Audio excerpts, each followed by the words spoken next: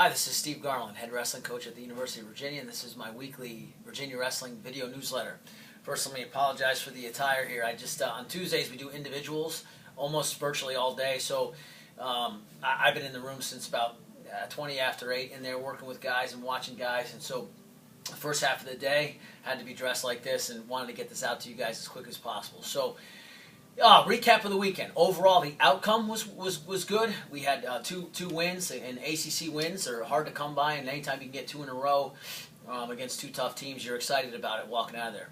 However, if I'm being honest, I don't think we wrestled our best, and the positive, the takeaway from that is that, and we told our team this, is last year we were finding ways to lose dual meets, and we were losing a lot of close ones. Last year I think we went on a run of like 3 or 4 dual meets in a row where we lost by 3 points or less, and it hurt, maybe 1 point or 2 points. It just seemed like every one was so close, but we weren't pulling them out, and so it felt good for our guys to win the close ones, to find ways to come out of there with two wins when it wasn't maybe our best days. We weren't feeling fantastic out there and able to still get grit out and gut out wins, and that's part of the process. Part of the process is finding a way to win the close ones, win the ugly ones, and just as much as it's part of the process to learn how to feel great every weekend too, right? I mean, it's all part of where we're going with this young team, and so it was great. I mean, it went 2-0 on the weekend.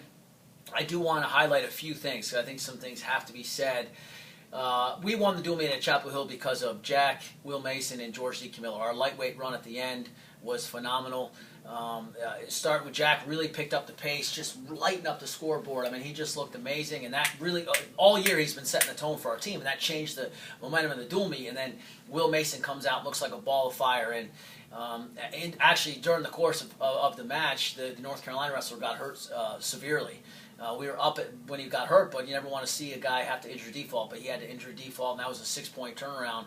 But for me, I was more focused. I can't control the injuries. I just focus on my guy, and I thought my guy, Will, really just wrestled awesome. I mean, from start to finish. Even when he wasn't scoring, he was trying to score, and it was just the pace that he kept. And it was just, he's really learned how to do that. He didn't come out of the gates doing that when he first got here, and so it's been so neat to see that transformation for that young man, and it's just been and that's been a spark plug for our team as well. So that was great, and then it led to George D. Camillo, the match of the night. George D. Camillo comes out, gets taken right down by Joey Ward, who's an absolute stud, returning All-American, ranked 4th or 5th in the country. Comes back, gets an escape, gets a takedown of his own, rides like crazy. I mean, just rode like an animal. Gets another escape, comes back out, boom, gets on another shot, off the takedown, locks up a cradle, and ends up getting the fall. And so, again, it was the pace, it was the attack, it was I'm going to overwhelm my opponent, I'm going to do everything I can to score in every situation. And that's the George that we've come to know and love. And coming off a loss the week earlier, and the way he wrestled that week, it just was so neat to see him completely flip the switch again and go back to who he really is. And it was just an awesome moment for a 5th-year senior that's been the billboard of our program for so long. I mean, he gets the fall, and the bench goes nuts, and I look over at his dad, and his dad's tearing up, and I'm tearing up. It was just exciting for a kid that you love. I mean, how can you not get happy for a guy like George D. Camillo? I don't care whether it's the opponent or whether it's somebody watching us or a fan or his own teammates. Everyone who knows the young man loves him. There's not a person alive that says, "Oh, I hate that kid."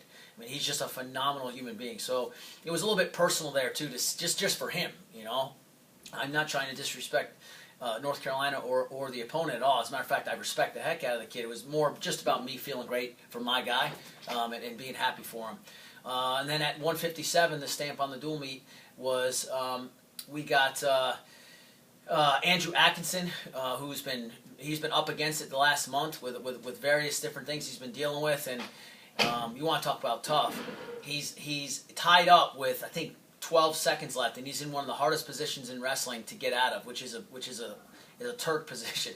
He hulks out, freaks out, gets out with 3 seconds left, and wins the match. I mean, it was crazy. It was like 9-8 or whatever it was, and kind of like stumbles off. He can barely stand up. I mean, just so proud of him, and that's what you get from Andrew every time out. The wrestling's not going to be pretty, but man, does that kid try hard. So our job is to hopefully keep working on the wrestling part, because he's got the heart of a lion for sure. Duke match transitioning, so we win that match, and then we go to Duke. The very quick turnaround. It was crazy for our team. We're right back at it the next day, and I thought the wrestling was much better than starting off with Ray Bethea. Got a great He was up by, I think, by 7 or 8 points, and then gets a fall for us. So just really poured it on after a rough night, if I'm being honest, the night before. So he looked great, and it was great to see him do that. 74, Garrett Pettman had a barn burner with the number 17th ranked kid in the country. As a matter of fact, he was in on the winning takedown very late in the match and got beat on a scramble and ended up losing the match, but he was very close. We lost at 84 with Tyler Askey in there. At 97, we won close, or which I shouldn't say close, but Chance McClure won. It was a solid win for him. Heavyweight, they had the number 2 or number 3 ranked heavyweight in the country, Jacob Kasper, who's a phenomenal wrestler, and we thought Tyler Love fought hard. With the 125, Jack looked great, looked smooth, won.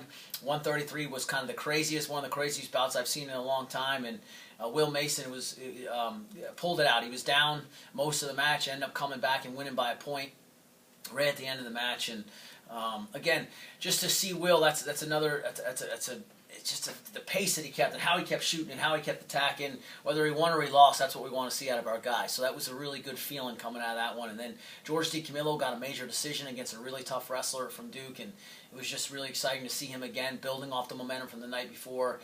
Sam Krivas rebounded from a rough night the night before and got a major decision at 149.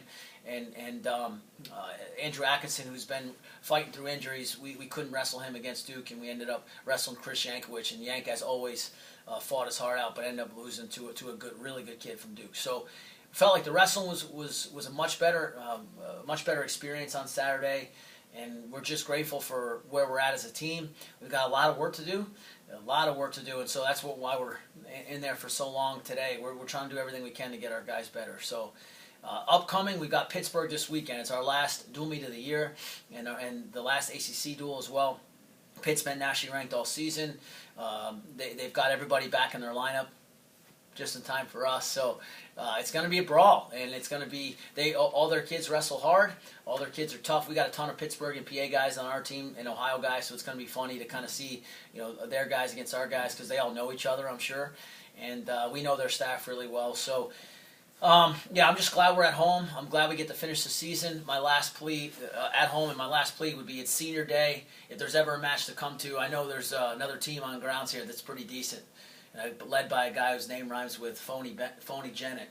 I know they're really good, but if anybody can please focus back on wrestling, because our dudes are trying really hard too, and it's going to be cool to see the seniors, to honor them and acknowledge them. It's going to be great to wrap up our season at home in our gym.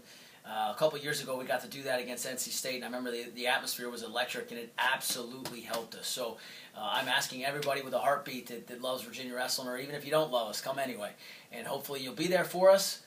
That's it. Go Hoos, and I'll see you next week.